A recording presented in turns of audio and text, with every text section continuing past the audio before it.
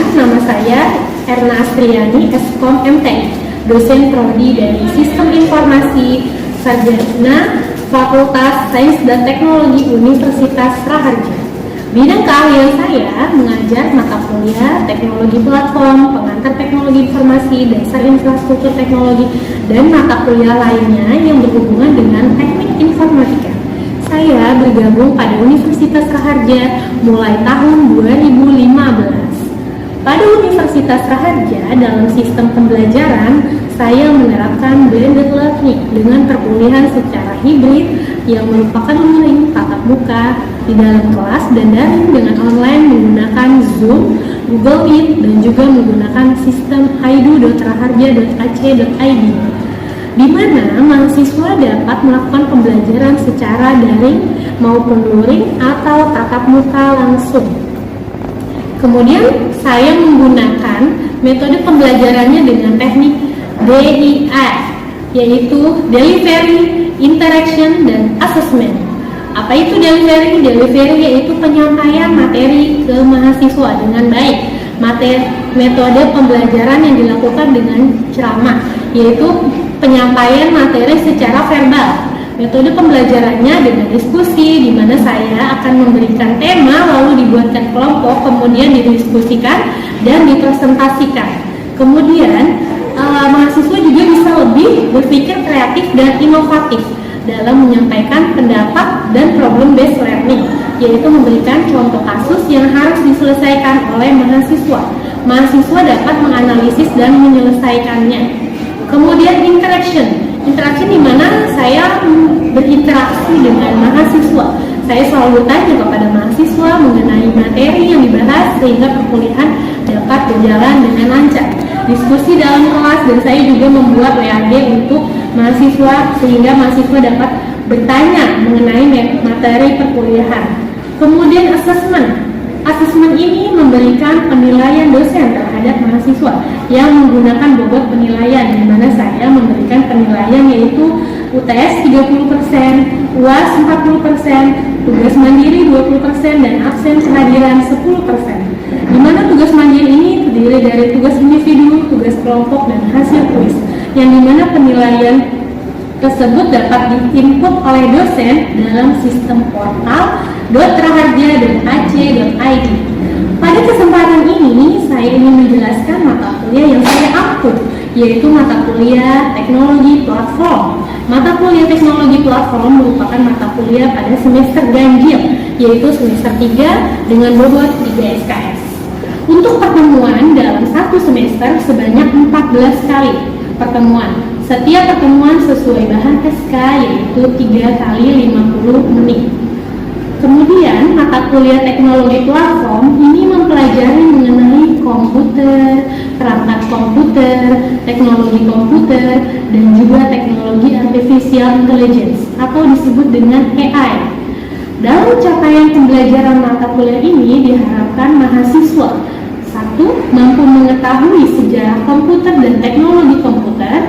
Yang kedua, mampu mengidentifikasi perangkat komputer yang digunakan dan teknologi yang berkembang saat ini. Dan yang ketiga, mampu menganalisa perangkat guna aplikasi AI atau Artificial Intelligence.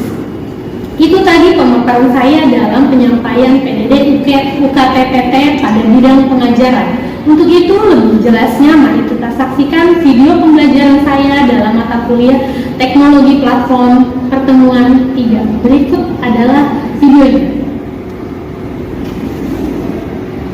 Assalamualaikum warahmatullahi wabarakatuh. Waalaikumsalam warahmatullahi wabarakatuh. Oke, kita masuk ke mata kuliah teknologi platform. Ya, pertemuan 3 dengan saya, Ibu Erna Astriani, Eskom MTI. Oke, kita mengenai materi hardware dan software. Oke, kita mulai ya. Hardware dan software. Di sini ada tahu hardware dan software? Hardware apa? Ya, sangat jelas. Software? Perangkat lunak.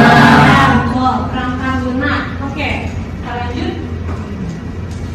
Nah, di sini ada hardware dan software, di mana kalian dapat mengetahui bagaimana software dan hardware itu sendiri. Nah, dalam perangkat komputer. Nah, ini hardware. Hardware tadi apa? Perangkat keras. Oke, contoh dari hardware perangkat keras apa saja? CPU. Ya, CPU. Kemudian printer, monitor. Oke, itu ya. Itu dari perangkat komputer, yaitu hardware perangkat keras. Oke, kita lanjut. Nah, di sini ada yang namanya fungsi perangkat keras. Dibagi menjadi 3. Ada input device, ada process device, dan output device. Ya, di mana input device ini adalah apa?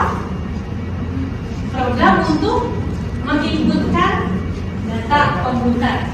Process device, data untuk memproses. Output, hasil dari keluaran. Oke, lanjut. Ini perangkatnya. Nah, ini adalah komputer. Kalian pernah tahu awal sejarah dari komputer? Tahu? Oke, awal mulanya gimana komputer? Mulai dari pembuatan generasi pertama. Ya, generasi pertama itu adalah komputernya gimana? Besar ya. Ya, kemudian membutuhkan ruang yang sangat banyak, sangat besar. Kemudian generasi masuk generasi kedua. Nah, generasi kedua gimana komputernya? Lebih kecil, ya. Jadi generasi pertama. Kemudian masuk lagi ke generasi ketiga. Generasi ketiga gimana? Modelnya desktop, ya. Model desktop tahu komputernya? Ya, CRM, ya. Yang apa namanya komputernya yang berwarna biru, ya. Kemudian masuk ke generasi 4, generasi sekarang, ya. Model komputernya lebih slim, pakai laptop bisa, ya. Terus sekarang modelnya pakai cloud computing yang terbaru, ya, komputernya. Oke, kita lanjut. Nah, ini hardware, ya. Di sini ada hardware. Hardware ini adalah satu komponen dari sebuah komputer. Sifat alatnya yang bisa dilihat dan diraba secara langsung atau yang berbentuk nyata. Fungsinya untuk mendukung proses komputerisasi. Nah, ini hardware. Ya, jadi hardware ini adalah perangkat keras. Ya, ada inputnya, ada outputnya, ada proses. Nah, di sini ada memori. Memori ini buat menyimpan data komputer dalam hardware. Nah, kalau di CPU biasanya apa? Hardware-nya. Untuk menyimpan memori data apa? Hah? Hard disk. Oke, hard disk. Hard disk dalam ya? Ya, tuh. Oke, kita lanjut ya. Kemudian fungsi dari perangkat keras sama seperti perangkat lunak. Ya, ada input, ada proses, ada power supply, ada motherboard, ada CPU. Nah, dia ini adalah bagian dari proses data. Kita lanjut. Ada output. Output device ini dia hasil keluaran. Hasil keluaran, ya. Hasil keluarannya ini ada screen monitor, ada speaker, ya. Kemudian ada printer. Jadi dari yang proses itu ada hasilnya, ada outputnya, gitu ya. Oke. Nah, ini ada storage. Storage ini buat media penyimpanan data. Media penyimpanan data yang tadi disebutkan, yaitu apa? Hard disk. Kemudian apa lagi? Dalam memori. Dalam hard disk apa? Ya, SSD. Oke, kita lanjutkan. Nah, ini dari storage. Di sini ada primary storage device, ada secondary, ada RAM sama ROM, pita magnetik, piringan magnetik, ada charge, ada piringan optik. Nah, ini bagian dari storage device, gitu ya. Jadi ini tempat penyimpanan di dalam komputer.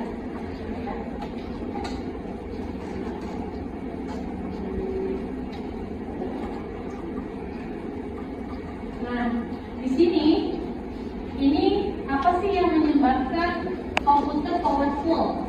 Di mana ada storage, ada tahan dan konsisten, ada kecepatan, akurat dan komunikasi.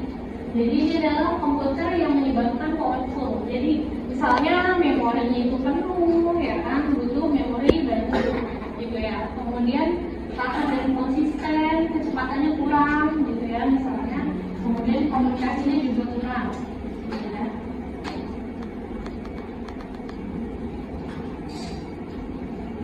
Oke, ini software. Software ini dia perangkat lunak. Ada yang namanya operating system OS, ada program aplikasi, ada programming language. Ada OS, ada program aplikasi sama programming language. Oke, contoh software apa? Yang dari software apa? Contohnya dari aplikasi. Misalnya aplikasi apa? Di komputer. Windows. Ya, betul, Windows. Kemudian apa lagi? Apa? Ya, Microsoft Office. Maksudnya kepada operating system. Ya. Nah, itu. Oke, sampai sini ada yang mau ditanyakan? Bu, saya izin bertanya. Iya, silakan Aul. Ya, itu maksud dari software aplikasi itu gimana sih, Bu? Oke, software dari aplikasi. Software itu adalah perangkat lunak, ya. Jadi di dalam perangkat lunak komputer itu ada program aplikasinya, gitu ya. Contohnya tadi Windows, kemudian di dalamnya ada Microsoft Office, kemudian misalnya ada Photoshop, kemudian ada lagi Windows, atau juga ada juga apa lagi? Banyak gitu ya dari program aplikasi komputer. Gitu ya. Oke, ada lagi yang mau ditanyakan? Ayo, ada lagi tentang software dan hardware. Oke, saya lanjut ya. Nah, di dalam software ini ada program language, di mana dia dalam bahasa komputer atau bahasa pemrograman ada sintaksnya, gitu ya. Kayak misalnya kalian pakai apa sintaksnya, misalnya contohnya pakai program aplikasi C++, gitu ya. Oke, ini datanya, data informasi yang belum diolah sama data bentuk tunggal. Kemudian kualitatif data, contohnya misalnya jenis pekerjaan, tingkat pendidikan. Jadi untuk hardware dan software itu dari komputer berbeda ya, perangkat lunak dan perangkat keras. Dan sini ada lagi yang ditanyakan? Oke.